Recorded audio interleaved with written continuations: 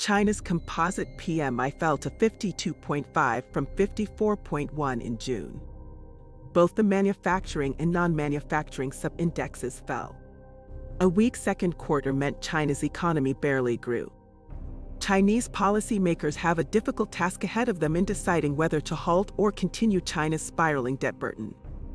Beijing has tried to restrict non-productive investment in recent years, but this has not been enough to stem the debt tide. China's economy cannot continue on its present trajectory because it is overly dependent on debt. The country is now looking for alternative paths to growth. China's mortgage crisis. Thousands of home buyers are refusing to pay their mortgages on unsold houses in protest at stalled residential projects. These protests, which are rare, have increased the risk of defaults on offshore developer bonds and banks holding mortgages worth $6 trillion, or nearly half of the country's GDP. As a result, the government can either transfer money to households or increase the amount of pensions for those who are unable to pay their mortgages. By doing so, it can improve confidence among consumers and stimulate spending. But it's crucial to understand that the Chinese political system does not revolve around individuals, but companies. While larger banks in China may be able to manage the crisis, smaller rural banks may not. In fact, the state-owned Agricultural Bank of China Limited has 660 million yuan of overdue loans, and the Industrial Bank Company has 1.6 billion yuan of mortgages that have defaulted. In addition, Chinese homebuyers typically pay 40% down, a much higher proportion than in the US, meaning a drop in property prices would not be as severe. In addition to affecting homebuyers in China, the mortgage crisis is hitting other large developers in the country. New regulations have restricted their access to foreign markets and made it difficult to obtain loans. This has led to a number of angry homebuyers starting boycotts. Some are even refusing to pay their mortgages if the company does not pay them. The mortgage crisis in China is now a political issue.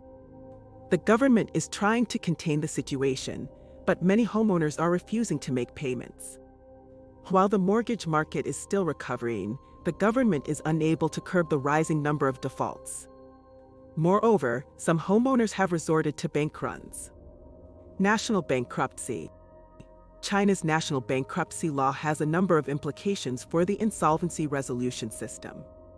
First, it fosters faster liquidation of state-owned firms, which has a negative impact on entry and the average productivity of surviving firms.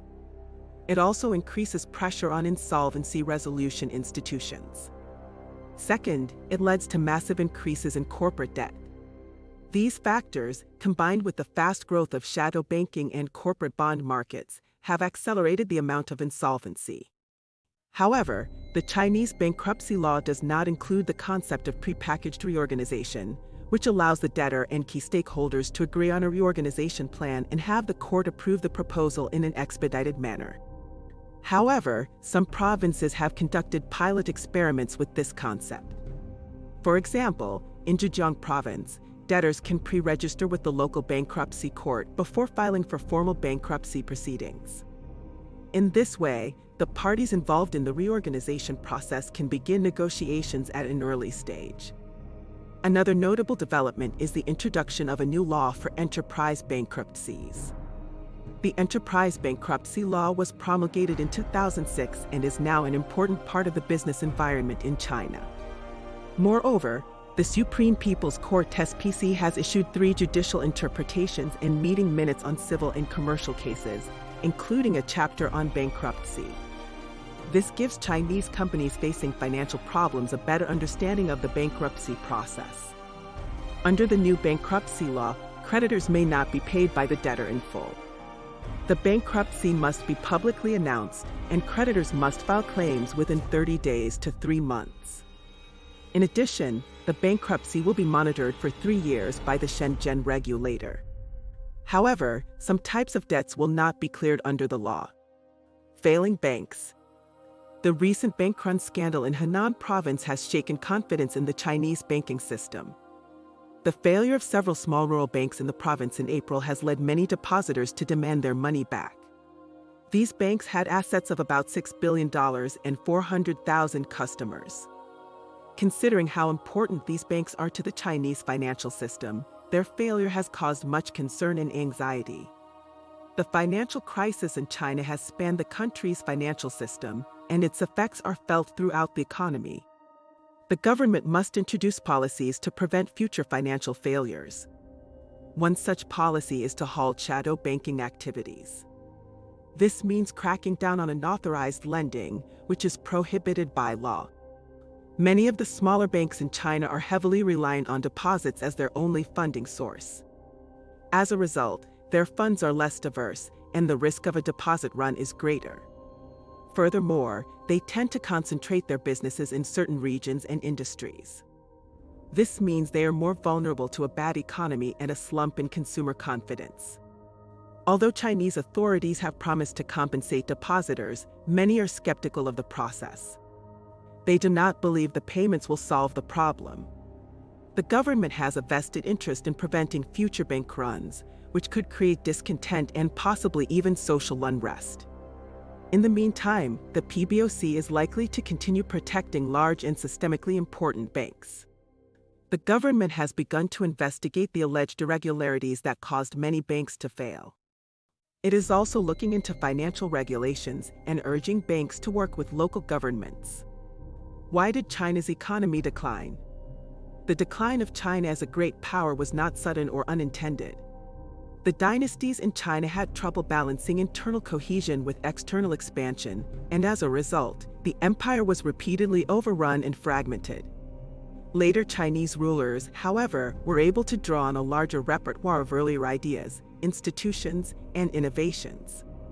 The Sui Empire, for example, fell apart because of its excessive appetite for territory and a reaction that it could not control. The Mongols, meanwhile, ruled for less than a century, but their institutional systems didn't match the conditions of the era.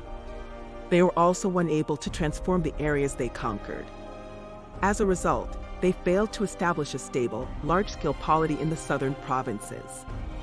The evidence also points to the existence of extended households, which were more common in the south and southeast.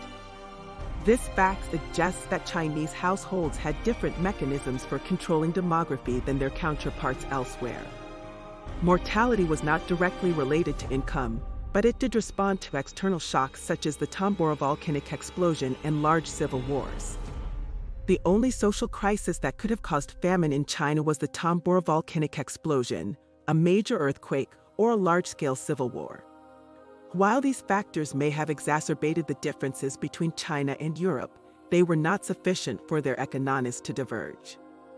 This is largely because the two continents were not spatially static. For example, there were high-income regions in China as well. In addition, the economic situation in Europe was not stable either, with real wages varying by a similar magnitude. Will China's economic collapse affect the world? The current China economic crisis is a complex mix of factors. One major factor is the zero-COVID policy, which has severely curtailed factory output and consumer spending. Another is the government's aggressive regulation of the technology sector.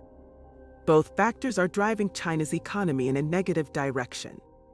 In addition, China's overinflated real estate sector has been characterized by spectacular crashes. The country has also suffered from a crippling heat wave, which has reduced hydropower generation and dried massive riverbeds. The government has taken action to address the situation. It has pulled tens of billions of dollars from Alibaba.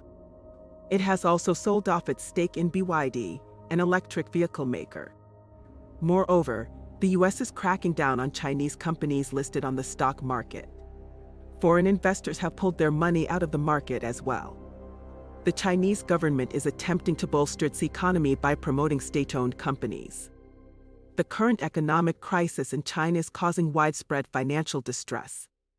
The property sector is at the center of the problem, and the country's financial system has deteriorated. Over the past decade, China's growth was fueled by a credit bubble of historic proportions. Now, however, the credit bubble is unwinding, slowing the economy. There are now many questions about Beijing's intentions. The heavy-handed leadership that controls the economy and people is one of China's greatest problems. Deng Xiaoping liberalized regulations, encouraged small business, and welcomed foreign investment, but his successor, Xi Jinping, is reintroducing these regulations. This has exacerbated the problems of the past, and China's economy